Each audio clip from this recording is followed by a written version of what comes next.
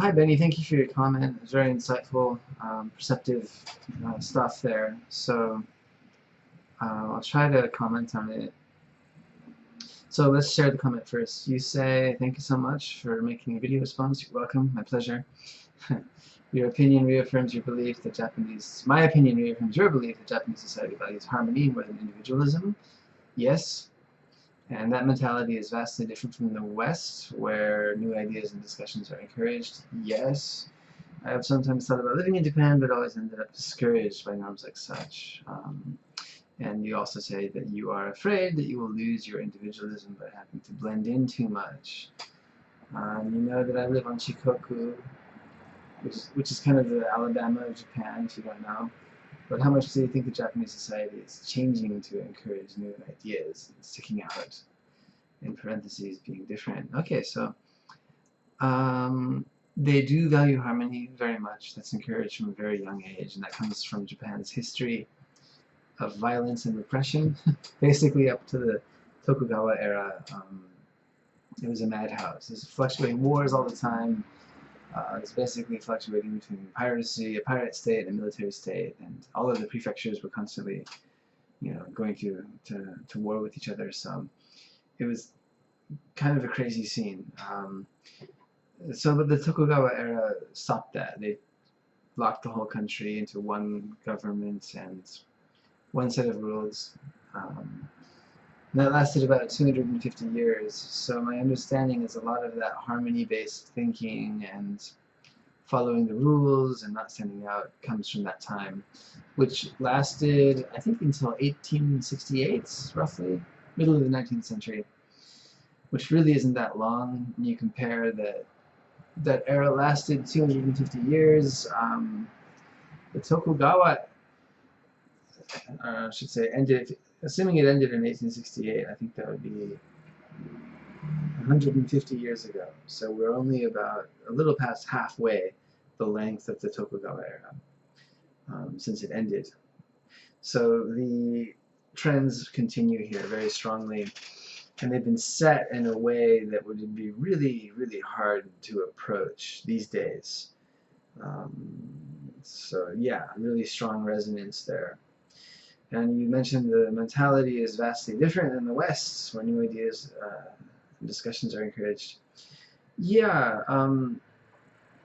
standing out in Japanese society, unless you're in a position of leadership, and that position is within a situation where it's acceptable. So, for example, if you're the class leader in junior high school, you would be able to speak in front of people, blah blah blah. But you wouldn't. That same person wouldn't act that way outside of the class. There's a lot of situational awareness called for in Japanese culture, but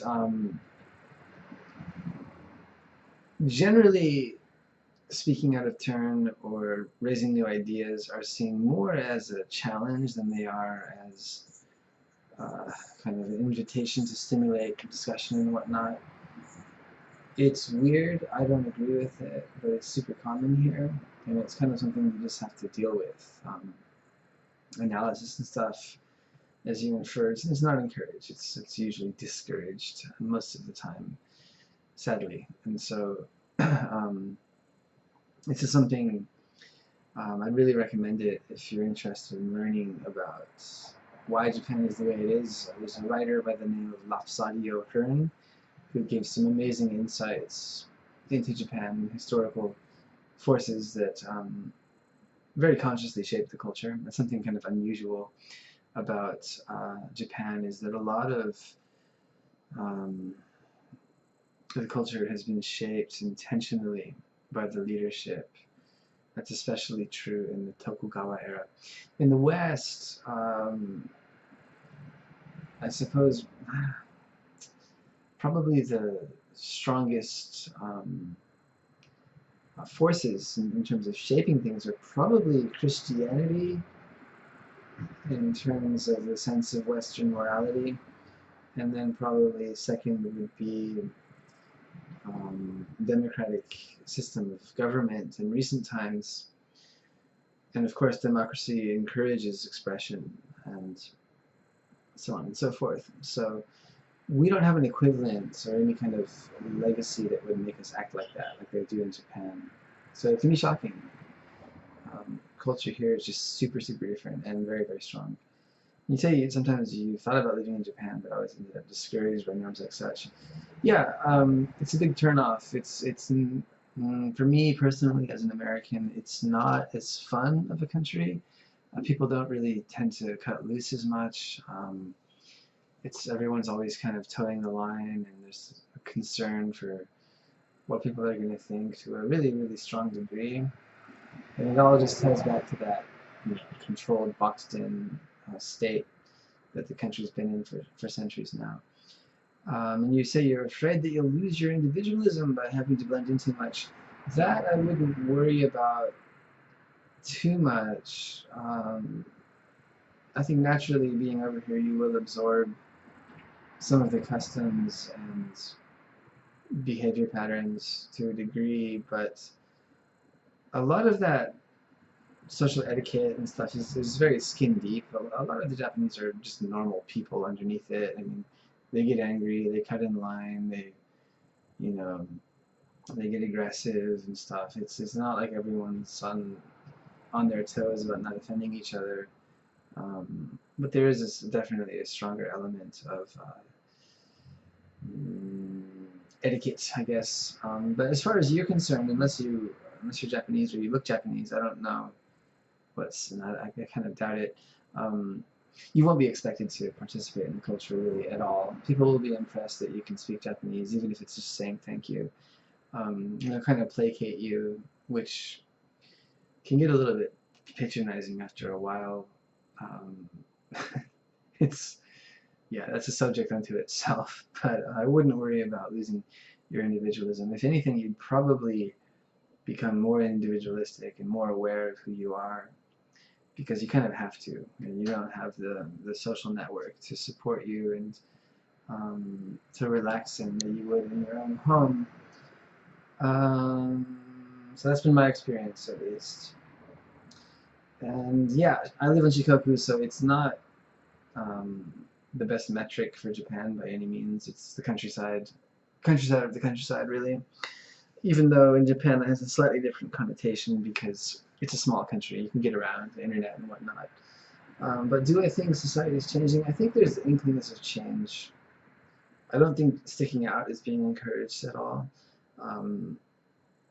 The medium through which all the conditioning happens in Japan is the education system. So they have the kids basically from kindergarten all the way through university. But the hardcore conditioning happens in, really from kindergarten through high school. And there's this big build-up to get into university.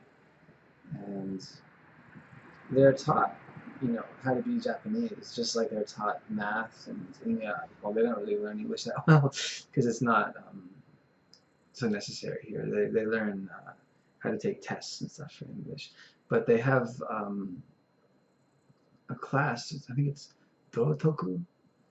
It kind of means just the way of manners or way of behavior. So they actually spend quite a bit of time learning how to be Japanese and how to behave, which of course means emulating the cultural standards of blending in and not standing out and going along with things and being more or less passive. So that's kind of an obstacle. There are people I've noticed who are pretty switched on, who can just kind of go to school and then when they're not, there's kind of like there's a public face and a private face. And it's really a lot more defined than you would find in your own country. Like it's bizarre. It's like people can just like switch so fast between one face and another. So until the education system changes, I don't know if any change on a big scale will happen, but there will always be exceptions. So I know like the tech scene, the startup scene is starting to change quite a bit, but it's just kind of little bubbles here and there. It's kind of hard to say. So another issue in Japan is with the leadership. It's very, very top down. So if you are the type that insists on being an individual and trying things your way, unless you have a lot of capital or a lot of connections, you're going to get punished for it. So it's in most people's interest in this country to just basically toe the line and do your job and say good morning and say goodbye. So there's a lot of inertia present in the culture itself, and then the education system is just such a pipeline to produce these members of society. They're called shakaijin, and basically it means society person. So that's the final product of the education system. They're not really that concerned with producing analytical, creative, independent citizens. They're more interested in creating obedient, kind of hardworking, like a kind of uniform sense of place in the country. I think it really, I think it comes from the Tokugawa era, where they just made Japan, Japan, you're Japanese, and there's no variation there. So we'll see. Time will tell. Obviously, the younger generations are facing a very different future, but it may take the younger generations reaching the age where they're able to become leaders that things really change. So what tends to happen is a lot of people will, like anywhere with youth, they have a lot of energy and a lot of dreams, and then as they get busy and more invested in their professional lives with family and children and work, they tend to kind of settle into the status quo a little more. So that's much more the case in Japan because the current of culture is so strong. But we'll see. I hope things change. I think it would be a good thing for Japan. But there's a lot of hysteria and protectionism and right-wing thinking in Japan that tends to stop things from happening in their place. So, in their tracks, I should say. So we'll see. But yeah, thanks for the comment. It's very interesting. And I hope my video helps. All right. Until next time.